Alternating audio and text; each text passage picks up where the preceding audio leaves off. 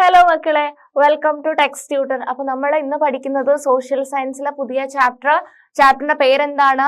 Civilising the native, educating the nation. അല്ലെ, നാറ്റീവ്സിനെ civilisation കൊണ്ട് ആരെ എഡ്യൂക്കേറ്റ് ചെയ്യണം? നമ്മുടെ നാഷനെ എഡ്യൂക്കേറ്റ് ചെയ്യണം. ആ ഒരു കോൺസെപ്റ്റില് എഡ്യൂക്കേഷന്റെ ഇമ്പോർട്ടൻസ് ഏതൊക്കെ ടൈപ്പ് അല്ലെ, നമ്മൾ western culture, western mode of education, അതുപോലെ തന്നെ നമുക്ക് ഇവിടെ നാറ്റീവായിട്ടുണ്ടായിരുന്ന ഒരു എഡ്യൂക്കേഷൻ ഉണ്ട് അല്ലെ, ഗുരുകുല വിദ്യാഭ്യാസം പോലെയൊക്കെ നമുക്ക് ഇന്ത്യയിലും ഉണ്ടായിരുന്നു. അപ്പം എങ്ങനെയാണ് ഈ ഒരു എഡ്യൂക്കേഷന്റെ പാറ്റേൺ, ആ ഒരു പാറ്റേൺ എങ്ങനെയാണ് നമ്മുടെ ലൈഫിനെ ഇൻഫ്ലുവൻസ് ചെയ്തിട്ടുണ്ടായിരുന്നത്, നമ്മൾ ഏതാണ് ആക്സെപ്റ്റ് ചെയ്തത്, ഏതാണ് നമുക്ക് ആക്സെപ്റ്റ് ചെയ്യേണ്ടി വന്നത്, എങ്ങനെയൊക്കെയായിരുന്നു ആൾക്കാരുടെ അല്ലെ നമ്മുടെ ലീഡേഴ്സിന്റെ കൺസെപ്റ്റ്സ് റിഗാർഡിങ് എഡ്യൂക്കേഷൻ, ഇത്തരം കാര്യങ്ങളാണ് നമ്മൾ ഈ ഒരു ചാപ്റ്ററിൽ ഡിസ്കസ് ചെയ്യുന്നത്. ചാപ്റ്ററിന്റെ പേരെന്താണ്? Civilising the native, educating the nation. നമുക്ക് സ്റ്റാർട്ട് ചെയ്യാം chapter. Okay, so for the British in India wanted not only territorial conquest and control over revenues, they also felt that they had a cultural mission. They had to civilize the natives, change their costumes and values. അപ്പം ബ്രിട്ടീഷേഴ്സിന് ഇന്ത്യയെ ഒരു colony ആക്കി മാറ്റുകയും ചെയ്യണം. അതുപോലെ തന്നെ അവർ വിചാരിച്ചു അല്ലെ, ഇന്ത്യക്കാർ ഭയങ്കര അപരിഷ്കൃതരാണ്, വലിയ പരിഷ്കാരമൊന്നുമില്ല അല്ലെ, പഴഞ്ചൻ രീതികളുമായിട്ട് മുന്നോട്ട് പോകുന്ന ഒട്ടും സിവിലൈസ്ഡ് അല്ലാത്ത ഒരു കൺട്രി ആയിട്ടാണ് ബ്രിട്ടീഷുകാർ ഇന്ത്യയെ കണക്കാക്കിയിട്ടുണ്ടായിരുന്നത് അല്ലെ. വലിയ ഒന്നുമില്ല, ഒരു പുരോഗമനവും ഇല്ല എന്നൊക്കെ ഉള്ള രീതിയിലാണ് ബ്രിട്ടീഷുകാർ ഇന്ത്യയെ കണക്കാക്കിയിട്ടുണ്ടായിരുന്നത്. അതിന്റെ ഭാഗമായിട്ട് ബ്രിട്ടീഷ് ഒരുപാട് കോൺട്രിബ്യൂഷൻസ് ഇന്ത്യയിലേക്ക് കൊടുത്തിട്ടുണ്ട്, both in the aspect of positive and negative. ഇപ്പം ഇന്ത്യയിൽ റെയിൽവേ സിസ്റ്റം ഒക്കെ കൊണ്ടുവന്നിട്ടുള്ളത് ബ്രിട്ടീഷേഴ്സ് ആണ് അല്ലെ. അവർക്ക് ചരക്ക് അങ്ങോട്ടും ഇങ്ങോട്ടൊക്കെ കൊണ്ടുപോകാൻ വേണ്ടിയിട്ട് ഇന്ത്യക്ക് ഇന്ന് ഇന്ത്യയിലെ ഏറ്റവും വലിയ ഒരു പബ്ലിക് മേഖലയാണ് എന്ത്, ഇന്ത്യൻ റെയിൽവേ എന്ന് പറയുന്നത്. അത് ബ്രിട്ടീഷേഴ്സിന്റെ ഒരു കോൺട്രിബ്യൂഷൻ ആണ് അല്ലെ ഇനീഷ്യൽ സ്റ്റേജിൽ. അപ്പം ഒത്തിരി നല്ല കാര്യങ്ങൾ ബ്രിട്ടീഷുകാർ ചെയ്തിട്ടുണ്ട്, എന്താ ആസ്പെക്ട്, എന്താ പറയാ, ഗുഡ് ആസ്പെക്റ്റിൽ ചെയ്തിട്ടുണ്ട്. അതുപോലെ തന്നെ എന്താണ്, ഒത്തിരി വേറെ നമുക്ക് രണ്ടും നമ്മുടെ ലോജിക് അനുസരിച്ച് നമുക്ക് രണ്ടും ഡിഫറൻഷിയേറ്റ് ചെയ്ത് നോക്കേണ്ടി വരും. ഓക്കെ, സോ ഇവിടെ അവർ നമ്മൾ മനസ്സിലാക്കിയിട്ടുള്ളത് ഒട്ടും സിവിലൈസ് അല്ലാത്ത ആൾക്കാരാണ്, ഒട്ടും എഡ്യൂക്കേഷൻ ഇല്ലാത്ത ആൾക്കാരാണ്. അവരെന്ത് ചെയ്യണം? നമ്മളെ സിവിലൈസ് ചെയ്യണം, അല്ലെങ്കിൽ കുറച്ചും കൂടി കൾച്ചറലി അപ്ഡേറ്റഡ് ആക്കണമെന്ന് ബ്രിട്ടീഷുകാർക്ക് തോന്നുകയാണ് ഇന്ത്യക്കാരെ. What changes were to be introduced? How were Indians to be educated, civilized and made into what the British believed were good subjects? അപ്പം ബ്രിട്ടീഷുകാർ പറയുന്ന രീതിയിൽ എങ്ങനെ ഇന്ത്യക്കാരെ സിവിലൈസ്ഡ് ആക്കാം, എഡ്യൂക്കേറ്റഡ് ആക്കാം എന്നൊക്കെയുള്ള കാര്യങ്ങളാണ് നമ്മൾ ഈ ഒരു ചാപ്റ്ററിൽ ത്രൂ ഔട്ട് ഡിസ്കസ് ചെയ്യുന്നത്. And how the British saw education, the tradition of Orientalism. How British saw education, the tradition of Orientalism. അപ്പം ഇവിടെ എന്താ പറയുന്നത് നോക്കാം. In 1783, a person named William Jones arrived in Calcutta. 1783 William Jones ഇന്ത്യയിലെ കൽക്കട്ടയിലേക്ക് എത്തുകയാണ്. He had an appointment as a junior judge at the Supreme Court that the company had set up. In addition to being an expert in law, Jones was a linguist.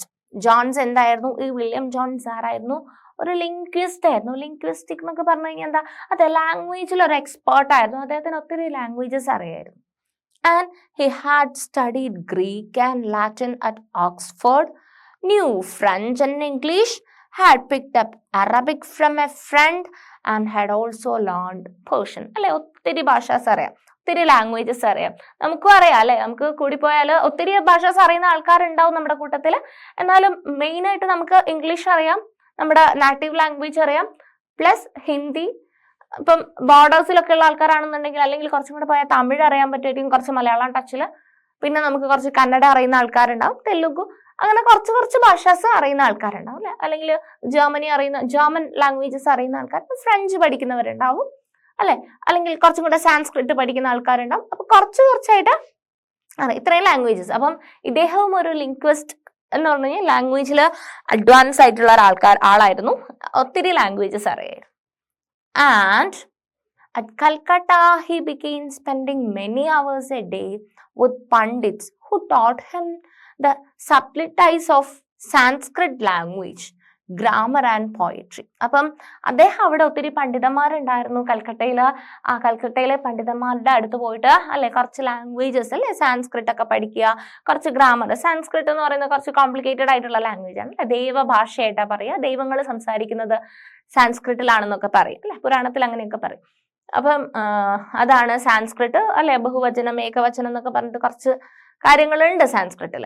അപ്പം ആ ഒരു കാര്യങ്ങൾ, language, അതിന്റെ grammar, അതിലുള്ള poetry ഒക്കെ learn ചെയ്യാൻ തുടങ്ങി അല്ലെ. അദ്ദേഹം കുറച്ചും കൂടി എന്തോസിയാസ്റ്റിക് ആണ് ഇൻ ലേണിംഗ് ലാംഗ്വേജസ്.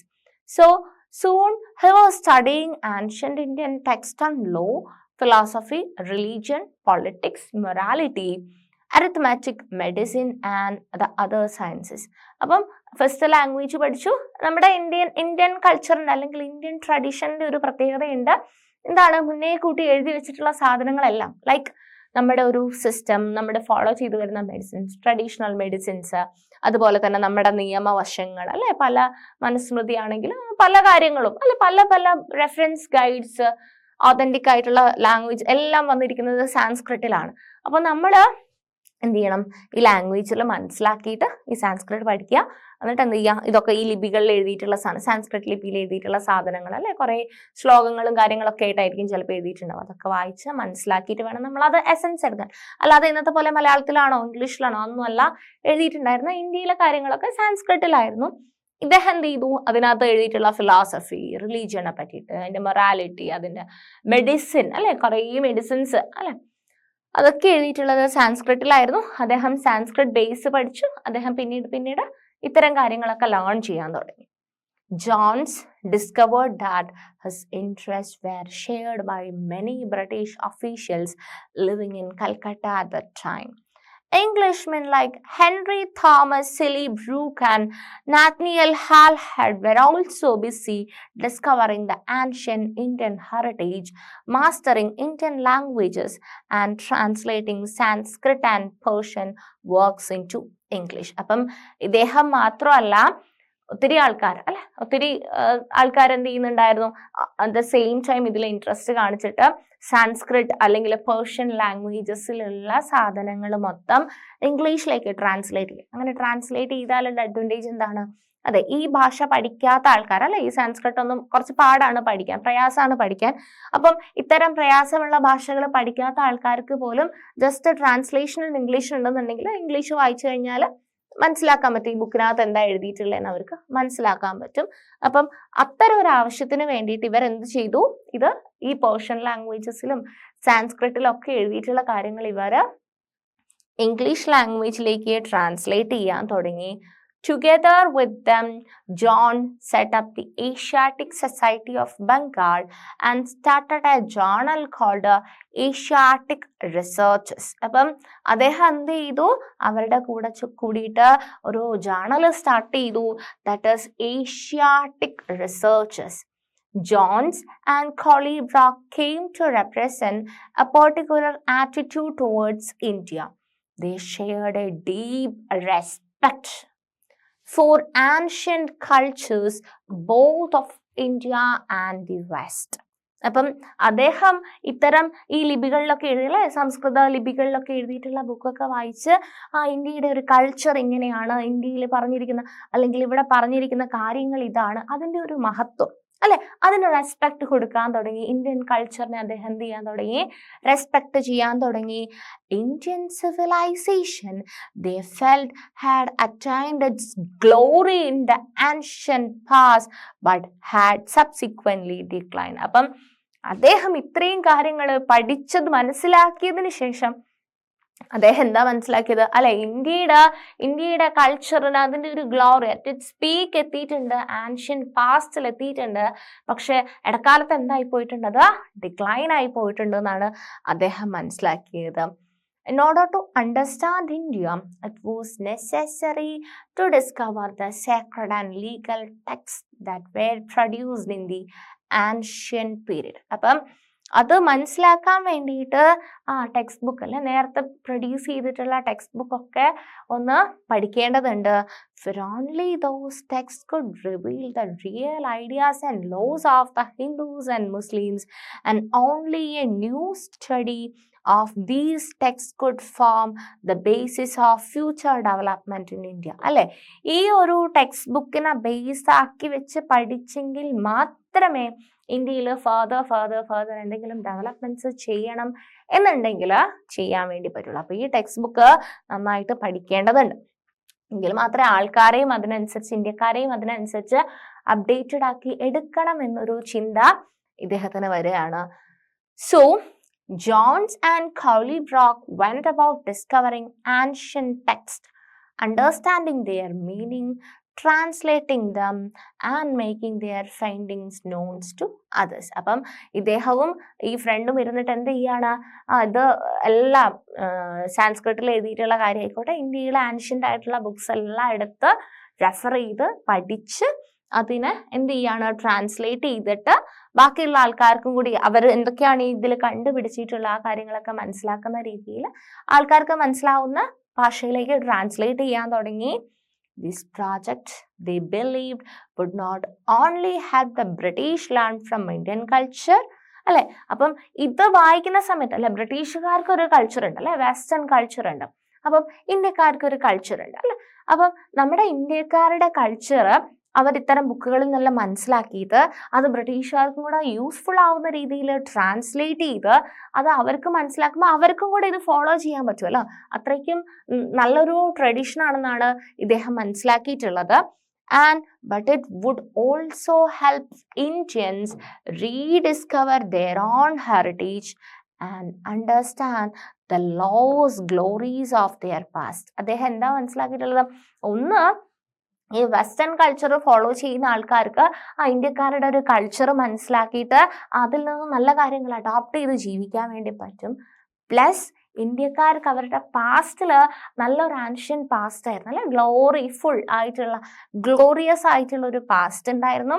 അതിൻ്റെ ഇടയിൽ അവർക്ക് നഷ്ടപ്പെട്ടു പോയിട്ടുണ്ട്. അതവർ റീബിൽഡ് ചെയ്തെടുക്കാനുള്ള ഒരു ഓപ്പർച്യൂണിറ്റിയും കൂടി ആയിട്ടായിരുന്നു ഈ ജോൺസ് ആൻഡ് കോളിബ്രോക്ക് ഇത്രയും കാര്യങ്ങൾ ചെയ്തിട്ടുണ്ടായിരുന്നത്. ഓക്കെ, അവരിത് ട്രാൻസ്ലേറ്റ് ചെയ്തു. ഇതെല്ലാ ആൾക്കാർക്കും അല്ലെ, both for English and for Indians അല്ലെ, ബ്രിട്ടനും ഇന്ത്യക്കാർക്കും വേണ്ടിയിട്ട് ഇത് വളരെ ഹെൽപ്ഫുൾ ആയിട്ടുള്ള ഒരു ടാസ്ക് ആയിട്ടാണ് ഇവർ ഇതിനെ കണ്ടിട്ടുണ്ടായിരുന്നത്. In this process, the British would become the guardians of Indian culture as well as its masters. അപ്പം ഈ ഒരു പ്രോസസ്സിൽ അല്ലെ ആരാണ് ഇതിന് ഗൈഡൻസും കാര്യങ്ങളൊക്കെ കൊടുക്കുന്ന, ഗാർഡിയൻസ് ആയിട്ട് ആക്ട് ചെയ്യുന്നത് ആരാണ്, ബ്രിട്ടീഷേഴ്സ് ആണ് അല്ലെ. ബ്രിട്ടീഷേഴ്സ് ആയിട്ടുള്ള ആൾക്കാർ അല്ലെ ഈ ഒരു പ്രോസസ്സ് അല്ലെ റീലേൺ ചെയ്യാണ് അല്ലെ, ശരിക്കും പറഞ്ഞാൽ റീഡിസ്കവർ ചെയ്തെടുക്കുകയാണ്. പഴയ നഷ്ടപ്പെട്ട കാര്യങ്ങളൊക്കെ റീഡിസ്കവർ ചെയ്തിട്ട് കുറച്ചും കൂടി പ്രാക്ടീസ് ചെയ്ത് എക്സ്പാൻഡ് ചെയ്തെടുക്കാൻ വേണ്ടിയിട്ടുള്ള ഒരു അറ്റംപ്റ്റ് ആണ് ഇവിടെ കാണുന്നത്. അതിൻ്റെ ഗൈഡായിട്ട് അല്ലെങ്കിൽ ഗാർഡിയൻസ് ആയിട്ട് ആക്ട് ചെയ്തിട്ടുണ്ടായിരുന്നത് ബ്രിട്ടീഷ് ആയിരുന്നു. As well as it's masters. Influenced by such ideas, many company officials argued that the British ought to promote Indian rather than Western learning, and they felt that institutions should be set up to encourage the study of ancient Indian texts and teach Sanskrit and Persian literature and poetry. അപ്പം ഇത്രയും കാര്യത്തിൽ നിന്നും അവർക്ക് മനസ്സിലായത് എന്താണ്, ഇതിനു വേണ്ടിയിട്ട് institutions ഒക്കെ സെറ്റപ്പ് ചെയ്യണം അല്ലെ, പുതിയ ഇൻസ്റ്റിറ്റ്യൂട്ടൊക്കെ സെറ്റപ്പ് ചെയ്യണം അല്ലെ. Ancient culture, poems, literature, Persian literature, Sanskrit text book, ഇത്തരം ഓതന്റിക് ആയിട്ടുള്ള കാര്യങ്ങൾ പഠിക്കണം എന്നുണ്ടെങ്കിൽ അത് പഠിക്കാൻ വേണ്ടി അല്ലേ. നിങ്ങൾ എങ്ങനെയാ സ്കൂളിൽ പോയിട്ടല്ലേ പഠിക്കുന്നത്? അപ്പൊ സ്കൂൾ എന്ന് പറയുന്ന ഒരു ഇൻസ്റ്റിറ്റ്യൂട്ട് അവിടെ ഇല്ലേ, നിങ്ങൾക്ക് പറഞ്ഞു തരാനും പഠിപ്പിച്ചു തരാനും ഒക്കെ അങ്ങനത്തെ ഒരു ഇൻസ്റ്റിറ്റ്യൂട്ട് ഉണ്ടല്ലേ. നിങ്ങൾക്ക് ഒരു ബോർഡ് ഉണ്ട്, സെൻട്രൽ ബോർഡ് ഉണ്ട്, അല്ലെങ്കിൽ സ്റ്റേറ്റ് ആണെങ്കിൽ സ്റ്റേറ്റ് ബോർഡ് ഉണ്ട്.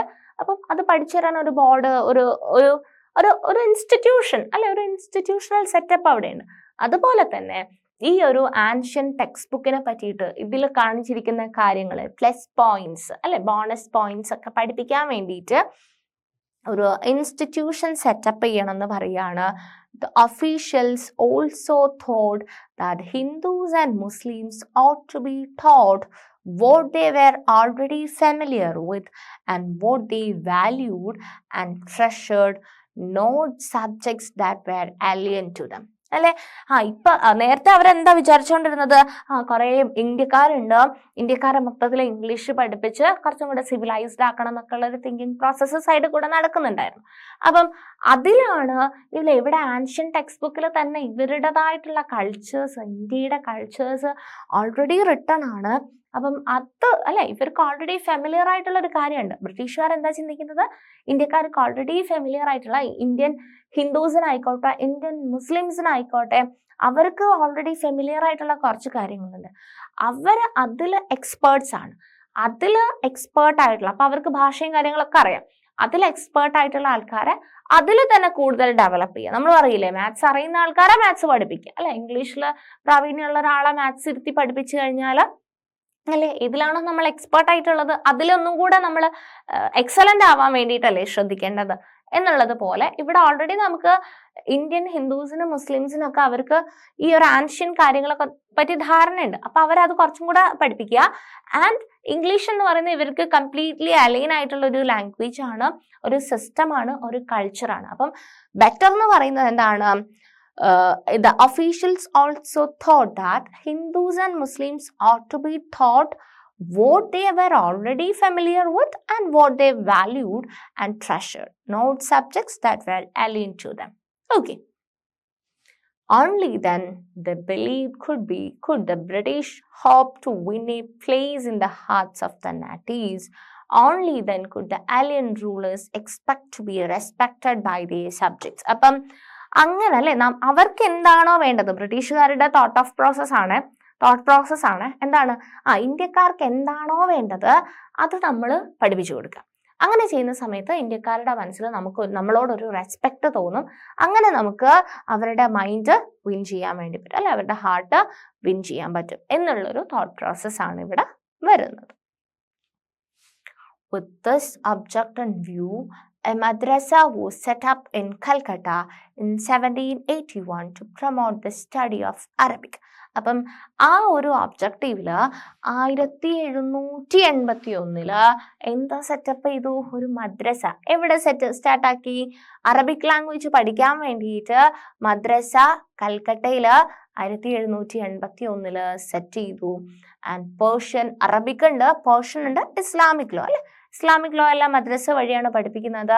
And the Hindu college was established in Banaras in 1791. അതുപോലെ തന്നെ ഹിന്ദു കോളേജ് എവിടെ സെറ്റ് ചെയ്തു, ബനാറസില് 1791 1781 മദ്രസ മുസ്ലിംസിന് വേണ്ടിയിട്ട്. അതുപോലെ തന്നെ ഹിന്ദു കോളേജ് 1791, 10 വർഷത്തെ വ്യത്യാസത്തിൽ സ്റ്റാർട്ട് ചെയ്തു. To encourage the study of ancient Sanskrit texts that would be useful for the administration of the country. അപ്പം ഇന്ത്യക്കാരുടെ കൾച്ചറും ട്രഡീഷനും എന്താണോ അത് തന്നെ ഒന്നും കൂടെ റീഡിസ്കവർ ചെയ്ത് പഠിപ്പിക്കുക എന്നുള്ളൊരു കോൺസെപ്റ്റ് ആണ് ഇവിടെ. അതിനു വേണ്ടിയിട്ട് മദ്രസ കൽക്കട്ടയിലും അതുപോലെ തന്നെ ഹിന്ദു കോളേജും ബനാറസിലും സ്റ്റാർട്ട് ചെയ്തു. And not all official shared those views. Many were very strong in their criticism of Orientalist. അപ്പം ഇങ്ങനെയൊക്കെ സ്റ്റാർട്ട് ചെയ്തിട്ടുണ്ടെങ്കിലും ഇവിടെ വില്യം ജോൺസന്റെ അഭിപ്രായത്തോട് കൂടിയാണ് ഈ ഒരു സ്ട്രാറ്റജി ഇവർ അഡോപ്റ്റ് ചെയ്യുന്നത്. പക്ഷെ എല്ലാ ആൾക്കാരും ഇതിനെ സപ്പോർട്ട് ചെയ്തിട്ടുണ്ടായിരുന്നില്ല. അവര് വിശ്വസിച്ചിരുന്നത് ഇത് ഭയങ്കര അപരിഷ്കൃതമായിട്ടുള്ള ഒരു നാടാണ് ഇന്ത്യ, ഒട്ടും പരിഷ്കാരമില്ല, കൾച്ചറലി ഒട്ടും അത്ര മുൻപന്തിയിൽ നിൽക്കുന്നില്ല, ഒട്ടും പരിഷ്കാരമില്ലാത്ത ആൾക്കാരാണ്. അപ്പൊ അവരെ സിവിലൈസ് ചെയ്യണമെന്നുണ്ടെങ്കിൽ ഫോറിൻ ലാംഗ്വേജ് പഠിപ്പിക്കണം, ഇംഗ്ലീഷ് പഠിപ്പിക്കണം, അല്ലാതെ ഈ സംസ്കൃതം ഇരുന്ന് പഠിപ്പിക്കേണ്ട കാര്യം, ഈ അറബി ഭാഷയൊന്നും ഇരുന്ന് പഠിപ്പിച്ചിട്ട് കാര്യമില്ല, ഇംഗ്ലീഷ് തന്നെ പഠിപ്പിക്കണം എന്ന് ചിന്തിക്കുന്ന ആൾക്കാരും ഉണ്ടായിരുന്നു. സോ നിങ്ങൾ ഈ ഒരു ഇമേജ് നോക്കിക്കേ. So this image represents how Orientalists thought of British power in India. Orientalists British power in India കാണുന്ന ഒരു ഇമേജ് ആണ് ഈ ഫോട്ടോ. ടെക്സ്റ്റ് ബുക്കിൽ ഉണ്ട് ഈ photo. And you will notice that the majesty figure of Hastings, an enthusiastic supporter of the Orientalists, is placed between the standing figure of a Pandit on one side and a seated Munshi on the other side. അപ്പം seated മുൻഷിയും ഉണ്ട് പണ്ഡിത്തും ഉണ്ട് അല്ലെ. Hastings and other Orientalists needed Indian scholars to teach them vernacular languages and tell them about local costumes and laws and help them translate and interpret ancient text. അപ്പം ഈ ഓറിയന്റൽസിന് എന്താ വേണ്ടത്?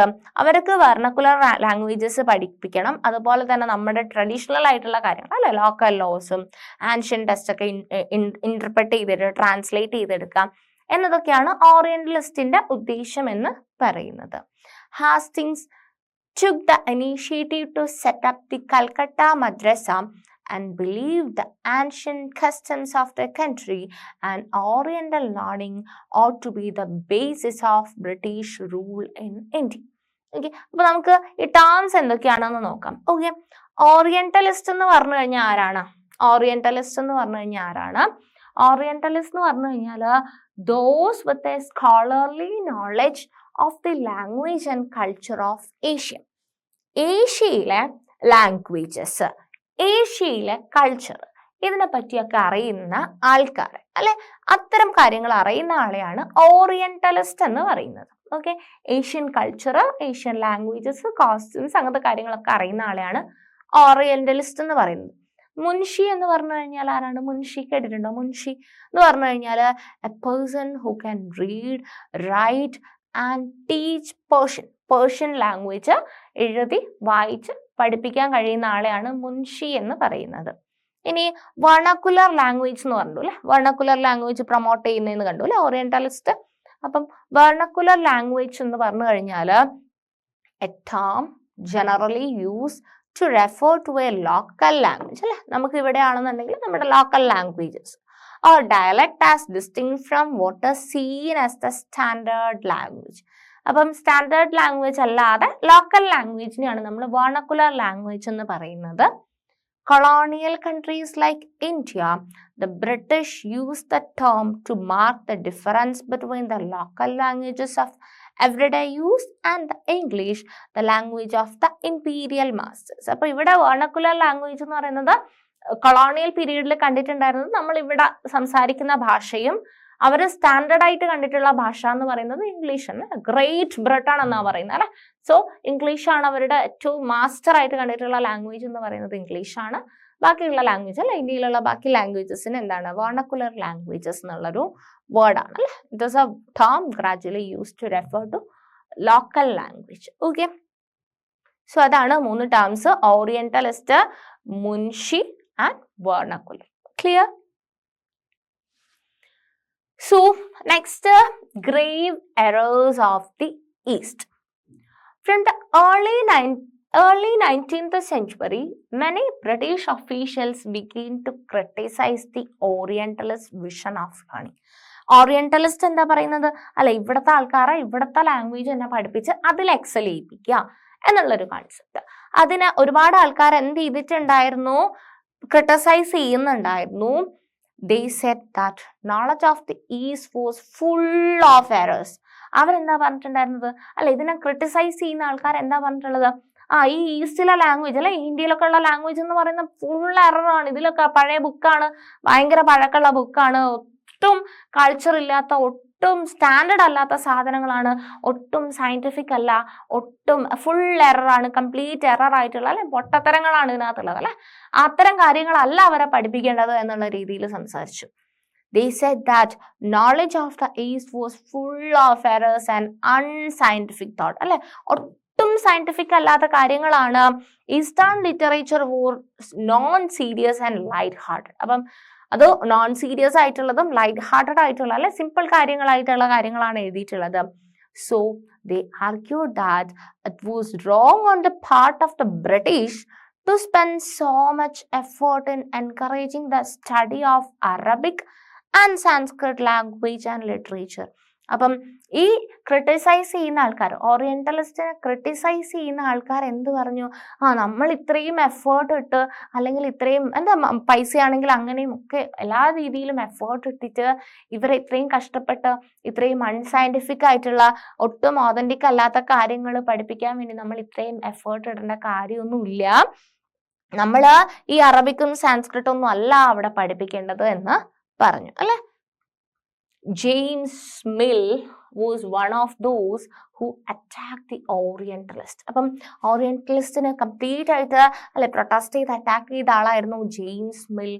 The British effort, he declared, should not be to teach what the natives wanted or what they respected in order to please them and win a place in their heart. അല്ലെ, natives നമ്മളെ respect ചെയ്യാൻ വേണ്ടിയിട്ട്, അല്ലെ, ഇന്ത്യക്കാർ അല്ലെങ്കിൽ ഈസ്റ്റിലുള്ള ആൾക്കാർ നമ്മളെ respect ചെയ്യാൻ വേണ്ടിയിട്ട് നമ്മൾ അവര് റെസ്പെക്ട് കൊടുക്കുന്ന കാര്യമല്ല നമ്മൾ അവരെ പഠിപ്പിക്കേണ്ടത്. നമുക്ക് നമ്മളുടെ ലാംഗ്വേജ്, നമ്മൾ സയന്റിഫിക് ആയിട്ടുള്ള കാര്യങ്ങൾ വേണം അവരെ പഠിപ്പിക്കാൻ വേണ്ടിയിട്ട്.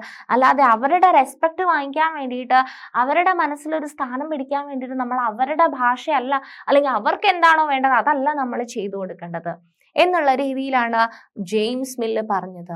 The aim of education ought to be to teach what was useful and practical. എന്താണ് എഡ്യൂക്കേഷൻ വഴി നമ്മൾ പഠിപ്പിച്ചു കൊടുക്കേണ്ടത്? എന്താണോ യൂസ്ഫുൾ ആയിട്ടുള്ളത്, അതുപോലെ തന്നെ പ്രാക്ടിക്കൽ ആയിട്ടുള്ളത്. യൂസ്ഫുൾ ആൻഡ് പ്രാക്ടിക്കൽ ആയിട്ടുള്ള കാര്യം വേണം നമ്മൾ അവരെ പഠിപ്പിക്കാൻ വേണ്ടിയിട്ട്.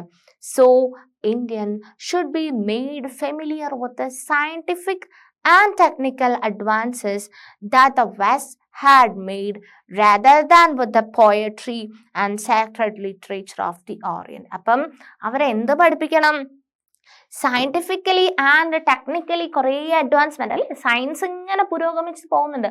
അപ്പൊ അത്തരം ടെക്നിക്കൽ അഡ്വാൻസസ് അല്ലെങ്കിൽ സയന്റിഫിക് അഡ്വാൻസിങ് ആയിട്ടുള്ള കാര്യങ്ങൾ വേണം ഈസ്റ്റിലുള്ള ആൾക്കാരെ പഠിപ്പിക്കാൻ വേണ്ടിയിട്ട്. അല്ലാതെ ആൻഷ്യൻ ടെക്സ്റ്റ് ബുക്കിൽ നിന്ന് ഈ ട്രാൻസ്ലേറ്റ് ചെയ്തിട്ട് തപ്പിപ്പിടിച്ചിട്ട് ഇത്തരം കാര്യങ്ങളല്ല അവരെ പഠിപ്പിക്കേണ്ടത് എന്ന് ആര് അഭിപ്രായപ്പെട്ടു? ജെയിംസ് മില്ല് അഭിപ്രായപ്പെട്ടു. By the 1830s, the attack on the Orientalists became sharper. One of the most outspoken and influential of such critics of the time was Thomas Babington Macaulay. He saw India as uncivilized country that needed to be civilized. അപ്പം Macaulay കണ്ടിട്ടുള്ളതിന് എന്തായിരുന്നു? India എന്ന് പറയുന്നത് uncivilised ആയിട്ടുള്ള ഒരു കൺട്രിയാണ്. No branch of Eastern knowledge, according to him, could be compared to what England had produced. അപ്പം അദ്ദേഹത്തിന്റെ ഒപ്പീനിയനിൽ എന്താണ്? Eastern knowledge എന്ന് പറയുന്നത്, അല്ലെ, അവരുടെ വെസ്റ്റേൺ നോളജ് ഇംഗ്ലണ്ടിലുള്ള നോളജിനെ കമ്പയർ ചെയ്യുമ്പം ഒന്നുമല്ല. ഓക്കെ, അപ്പം വെസ്റ്റേൺ ആണ് ഏറ്റവും പോപ്പുലർ ആയിട്ട് നിൽക്കുന്നത്, ഏറ്റവും സയന്റിഫിക് ആയിട്ടുള്ള കാര്യം. ഈസ്റ്റേൺ എന്ന് പറയുന്നത് ഒന്നുമല്ല എന്നായിരുന്നു ഈ മെക്കാളയുടെ അഭിപ്രായം. Who could deny, declared Macaulay, that a single shelf of good European library was worth the whole native literature of India and Arabia. എന്താ പറഞ്ഞിട്ടുള്ളത്? Single shelf of good European library was worth the whole native literature of India and Arabia. അപ്പം അല്ലെ, ബ്രിട്ടീഷിലുള്ള ഒരു ഒറ്റ single shelf of library, അല്ലെ, നല്ലൊരു ലൈബ്രറിന്റെ ഒറ്റ single shelf, അല്ലെ, അത്രയും നോളജ് പോലും ഇല്ല ഇവര് ഈ ഒരു ഈസ്റ്റേൺ അല്ലെങ്കിൽ അറേബ്യ ആൻഡ് ഇന്ത്യ മൊത്തത്തിൽ ക്ലബ് ചെയ്ത് കഴിഞ്ഞാൽ അവരുടെ ഒറ്റ ഷെൽഫിലുള്ള അത്ര നോളജ് പോലും ഇല്ല എന്നാണ് അദ്ദേഹം അഭിപ്രായപ്പെട്ടത്. He urged that the British government in India stop wasting public money in promoting Oriental learning, for it was of no practical use. അല്ലെ, അവരെന്താ പറഞ്ഞിട്ടുള്ളത്? നമ്മളിങ്ങനെ പബ്ലിക് മണി, അല്ലെ, നമ്മുടെ പൊതു ഖജനാവിൽ നിന്ന് എടുത്തിട്ട് പൈസ എടുത്തിട്ട് ഈ കണ്ട അൺസയന്റിഫിക് കാര്യങ്ങളൊന്നും പഠിപ്പിക്കാൻ വേണ്ടിയിട്ടല്ല നമ്മൾ എക്സ്പെൻസ് ആക്കേണ്ടത് എന്നുള്ള രീതിയിൽ അദ്ദേഹം അഭിപ്രായപ്പെട്ടു. And with great energy and passion, Macaulay emphasized the need to teach the English language.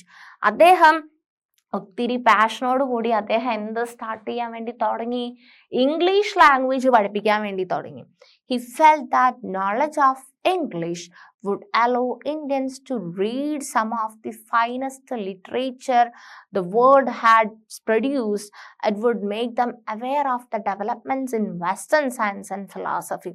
അല്ലെ, മെക്കാളെ കുറേ ഇനീഷ്യേറ്റീവും എന്തൂസിയാസ്റ്റിക് ആൻഡ് എനർജറ്റിക് ആയിട്ട് എന്ത് ചെയ്തു, ഇന്ത്യൻസിന് ഇംഗ്ലീഷ് ലാംഗ്വേജ് പഠിപ്പിക്കാൻ പോയി. ഇംഗ്ലീഷ് ലാംഗ്വേജ് പഠിപ്പിച്ചാൽ എന്താ ഗുണം കിട്ടുന്നത്?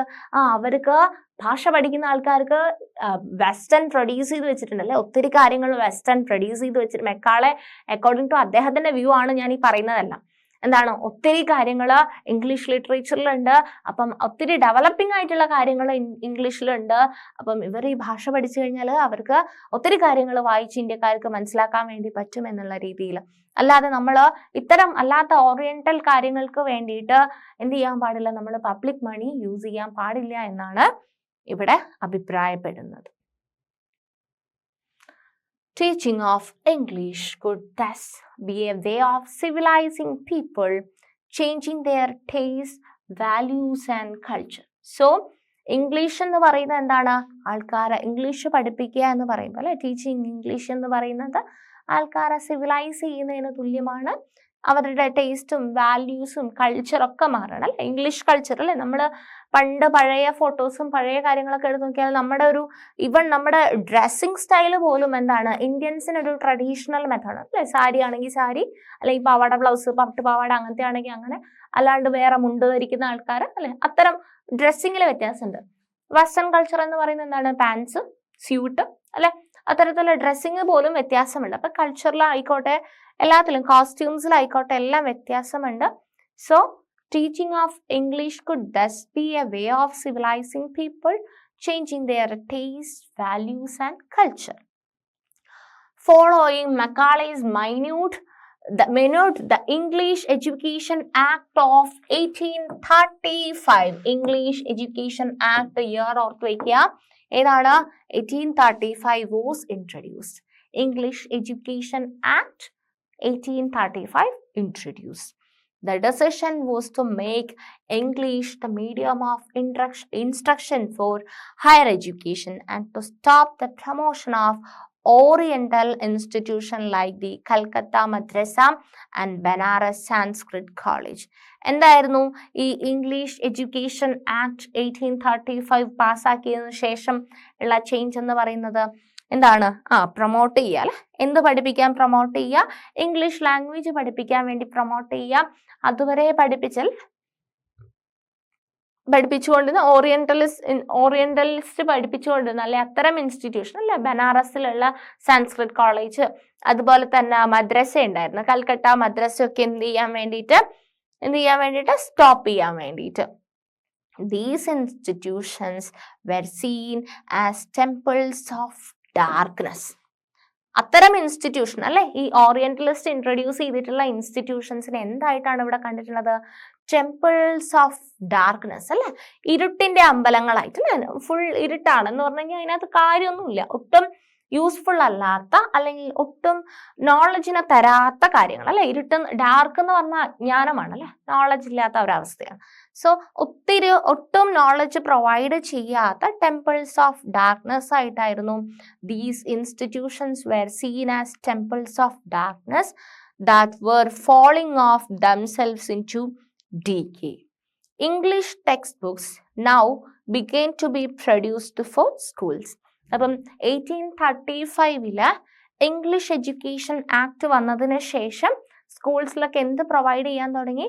ഇംഗ്ലീഷ് ടെക്സ്റ്റ് ബുക്ക് പഠിപ്പിക്കാൻ വേണ്ടിയിട്ട് സ്റ്റാർട്ട് ചെയ്തു.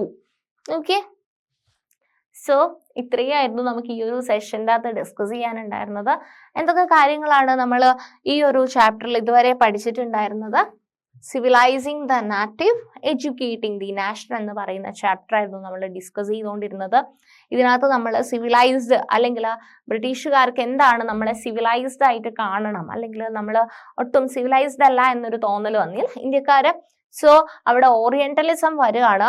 എന്താണ്, ആരാണ്? വില്യം ജോൺസ് വന്നിട്ട് ഇവിടുന്ന് സാൻസ്ക്രിറ്റ് പേർഷ്യൻ ലാംഗ്വേജസ് ഒക്കെ പഠിക്കുന്നു. അദ്ദേഹം പിന്നീട് ആൾക്കാരെ എന്ത് ചെയ്യാൻ വേണ്ടിയിട്ട് ട്രാൻസ്ലേഷനും കാര്യങ്ങളൊക്കെ ചെയ്യുന്നു, കൂടുതൽ ആൾക്കാർക്ക് ഇതിന്റെ എസൻസ് മനസ്സിലാവാൻ വേണ്ടിയിട്ട്. ഇന്ത്യക്കാരെയും കൂടുതൽ ഫ്യൂച്ചർ ഡെവലപ്മെന്റിന് വേണ്ടിയിട്ട് ഇന്ത്യക്കാരെയും നമ്മൾ അവരുടെ ട്രഡീഷൻ തന്നെ നന്നായിട്ട് പഠിപ്പിച്ചെടുത്തിട്ട് ആ ഒരു കൾച്ചർ ബൂസ്റ്റ് ചെയ്യാൻ വേണ്ടിയിട്ട് അദ്ദേഹം ഒത്തിരി എഫേർട്ട് ഇടുന്നു. അദ്ദേഹവും അദ്ദേഹത്തിന്റെ കൂടെ ഒത്തിരി ആൾക്കാരും കൂടെ ചേർന്നിട്ട്. അങ്ങനെ പോയ സമയത്താണ് അദ്ദേഹം എന്ത് ചെയ്തു, ഇതിനു വേണ്ടിയിട്ട് മദ്രസ കൽക്കട്ടയിൽ 1781 1791 ബനാറസ് സാൻസ്ക്രിറ്റ് ഹിന്ദു കോളേജും കൂടെ എന്ത് ചെയ്തു, സ്റ്റാർട്ട് ചെയ്തു. പക്ഷേ അതിനു വേണ്ടിയിട്ട് എന്തുണ്ടായിരുന്നു, ക്രിറ്റിസിസംസ് ഒരുപാട് ഉണ്ടായിരുന്നു. അങ്ങനെ ക്രിറ്റിസിസം വന്ന അതിനുശേഷം, അത് അൺസയന്റിഫിക് ആണെന്ന് പറഞ്ഞതിന് ശേഷം അതിനുശേഷം മെക്കാളയുടെ കീഴിലൊക്കെ ആൾക്കാർ വന്നു. വീണ്ടും സയന്റിഫിക് ആയിട്ടുള്ള കാര്യം, ഈസ്റ്റേൺ നോളജ് എന്ന് പറയുന്ന വെസ്റ്റേൺ നോളജിനെ വെച്ച് നോക്കുമ്പോൾ വളരെ കുറവാണ്, അല്ലെങ്കിൽ അത് ഒട്ടും സയന്റിഫിക് അല്ല, ഒത്തിരി ഡാർക്ക്നെസ് ആണ് അത് പ്രൊമോട്ട് ചെയ്യുന്നതെന്ന് പറഞ്ഞിട്ട് വെസ്റ്റേൺ പ്രൊമോട്ട് ചെയ്യാൻ വേണ്ടിയിട്ട്, ഇംഗ്ലീഷ് ലാംഗ്വേജ് പ്രൊമോട്ട് ചെയ്യാൻ വേണ്ടിയിട്ട് English education act of 1835 pass ചെയ്തു. ആൻഡ് അക്കോർഡിംഗ് ടു മെക്കാളെ എന്താണ്, ടെമ്പിൾസ് ഓഫ് ഡാർക്ക്നെസ് ആയിട്ടാണ് നേരത്തെ സ്റ്റാർട്ട് ചെയ്തിട്ടുണ്ടായിരുന്ന കൽക്കട്ട മദ്രസയും ബനാറസ് സാൻസ്ക്രിറ്റ് കോളേജൊക്കെ കൺസിഡർ ചെയ്തിട്ടുണ്ടായിരുന്നത്. And by this act English text books now began to be produced for schools. So ഇത്രയും കാര്യങ്ങളാണ് നമ്മൾ ഈ ഒരു സെഷനിൽ ഡിസ്കസ് ചെയ്തിട്ടുണ്ടായിരുന്നത്. ബാക്കി കാര്യങ്ങൾ നമുക്ക് നെക്സ്റ്റ് വേറൊരു സെഷനിൽ ഡിസ്കസ് ചെയ്യാം. Thank you.